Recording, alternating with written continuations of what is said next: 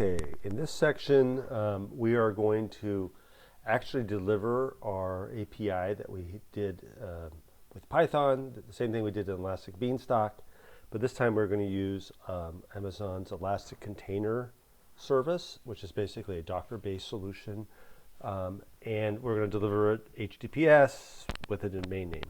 So there's a diagram in this article that kind of sketches out the pieces. We're going to use the same network infrastructure we did in the last video, right? But this time we're going to actually use ECS, and so you can see that there's a service here, and there's tasks.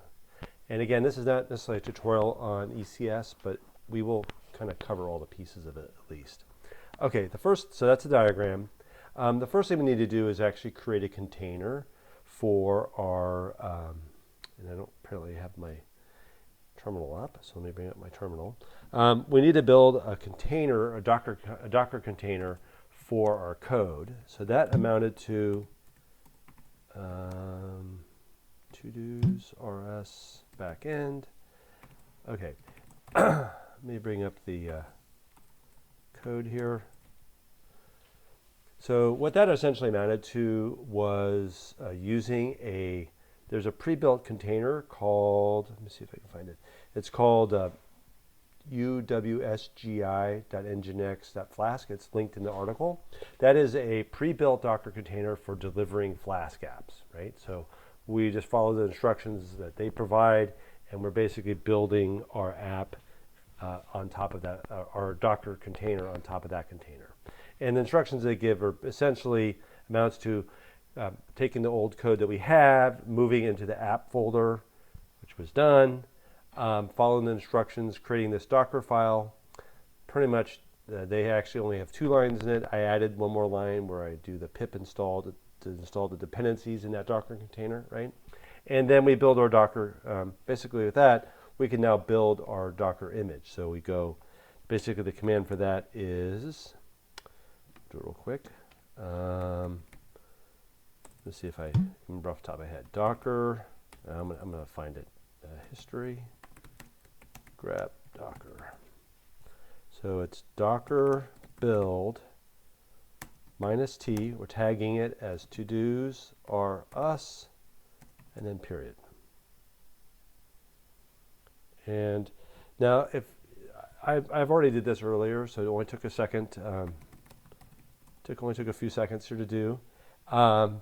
If you were to do it yourself, this probably would take a little bit longer because it has to download all the dependent, like all the images that are kind of like building up to this, right? But either way, you end up with there you basically have an image, and it's this one right here called this to-do rs, right? And just as a FYI, this is the second time I'm doing the video, so some of the stuff is left over from, we'll do this next step here in a minute, but that's what this step is here.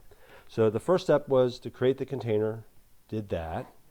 Next step is to go to Amazon, and we go to here, and we go to something called ECR, or Amazon Container, let's see, yeah, it's basically a repository for container images, right? And I already did this work. Basically, you hit create repository, and then you give it a name and you hit save, right? So I've already done that. So what you end up with is a repository, and normally you don't have a file here because you haven't done it yet. You push over here, you push commands. It basically goes through a series of steps. You have to log in Docker. You build your image, which I did. You tag the image, which I already did earlier. And then you basically do a push. And so that's the last step. So I've already done all this, right? And you could, if you want to do this, you could follow along. You end up, if you do all those steps, the image that you have on your machine gets copied and gets stored here as an image. And then you can refer to this image when you want to launch your ECS Elastic Container Service, you want to run this app, you use this image as basically what you're launching. Okay, in order to use ECR, there are actually 2 IAM roles that are important. And I'm doing this not in a Terraform. I'm not sure why necessarily, other than the fact that this felt weird to do Terraform for this. But again, this probably would be in a Terraform config and maybe some other context. But in here, there are two roles that were important for this whole solution. One is this ECS task execution role. Now, if you use ECR using their wizard, it will automatically create this for you.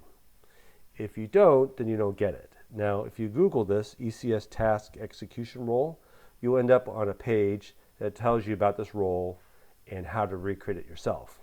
And really, to recreate it yourself really just amounts to creating the role and then providing they already provide a pre-built policy called Amazon ECS task execution role policy.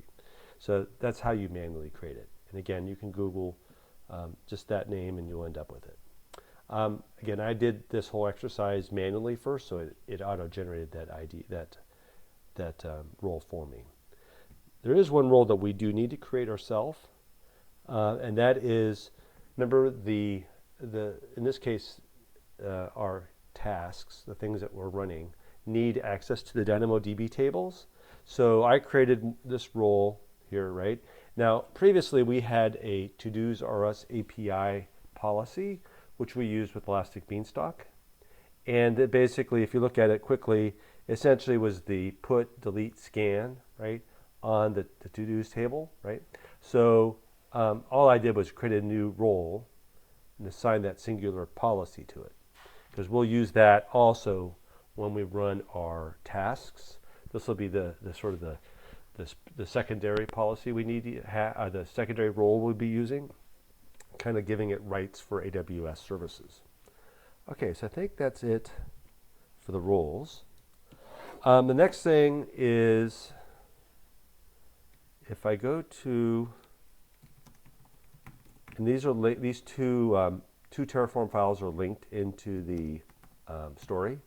So one of them is to-dos RS Terraform.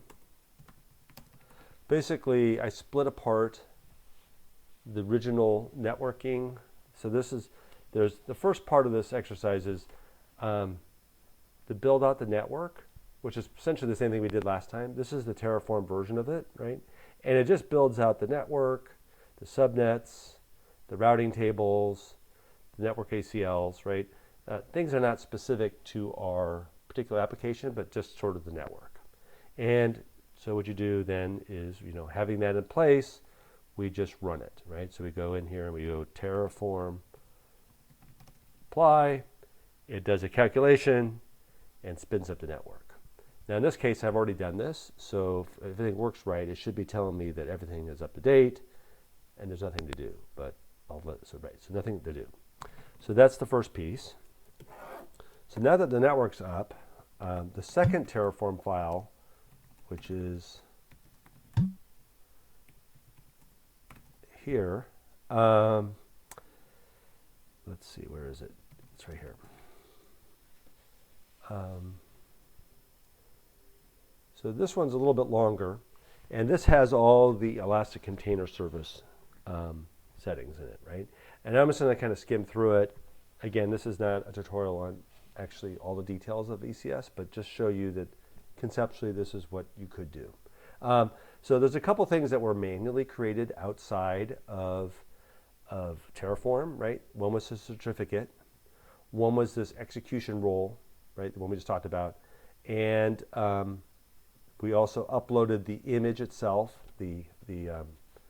This is the Docker image, right? That's the first thing, one of the first things we did. And then we created this task role, right? So those are the 4 inputs that are outside the scope of Terraform that we're basically bringing in, right? Another thing that we had done manually previously was we actually created the AWS zone record, the Route 53 zone record, right? So we're basically, this reads in that value. We previously, the last Terraform build we did actually provided the VPC, so we just need to read it here. We need to read in the subnets that we created essentially. And now this is where we start building out our resources for our ECS cluster. So the first thing we need to do is provide a security group, and we're going to provide both port 80 and port 443 for the security group ingress, right? We need to create an application load balancer. This is what these steps are.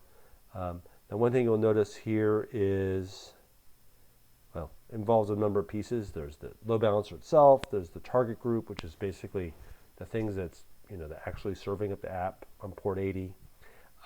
We set up a listener, though, on HTTPS on port 443.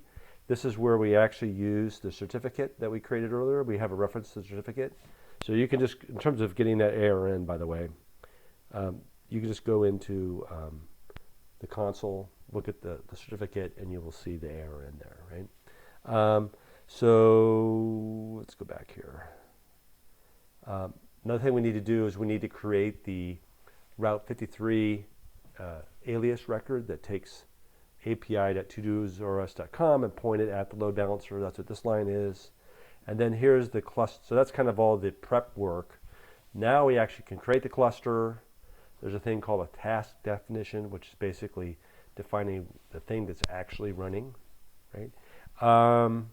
Service is essentially another ECS concept, and it's basically schedules out the tasks. So I think in some contexts this is like a scheduler. It basically says that I want 3 versions of the tasks. It places it in the right security groups on the right subnets, and essentially that's what it's doing. And it's also linked into the load balancer's target group, so it knows how to place them in that target group. And that's it. So with that all in place, we just run again. We just type in AWS, no, not AWS, Terraform, apply, hit enter, and I've done this earlier, so this should come back with, hey, everything's up to date. If not, there's a problem.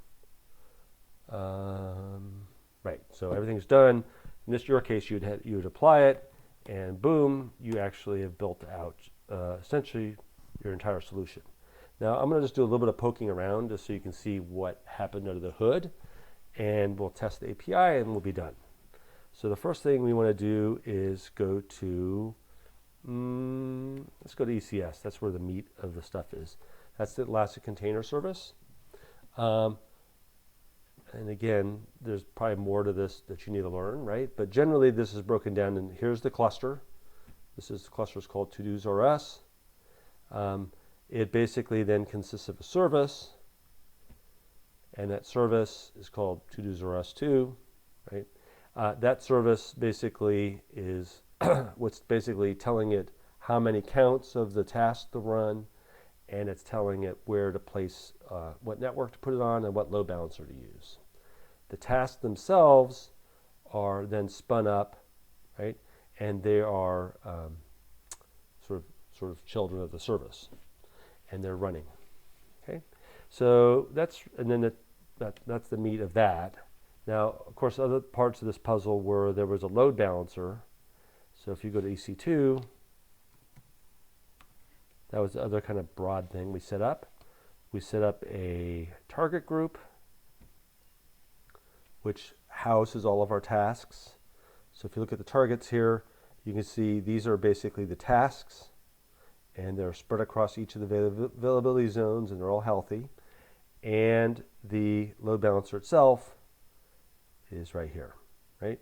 Now, the last piece of this puzzle is we did set up a DNS record, which I'll be too lazy to look at. But if you look at Route 53, you'll see the DNS record too. And to show that it's all working, if I go to api.todosrs.com/todos, you can see that it's actually successfully hitting DynamoDB. In this case, I have no record, so it's pulling an empty record set. So that's pretty much very quickly all the pieces. And again, this was all done with the main concepts here were by using Docker, we were able to leverage the work of others who basically built up a Docker image that's designed specifically to deploy Flask apps, right? So that was one big win. And then with relatively simplicity, we're able to basically take that Docker image and then spin it up into ECS and give it a role that has access to the DynamoDB tables and then expose it through a load balancer and DNS. So that's the main picture here. So that's it.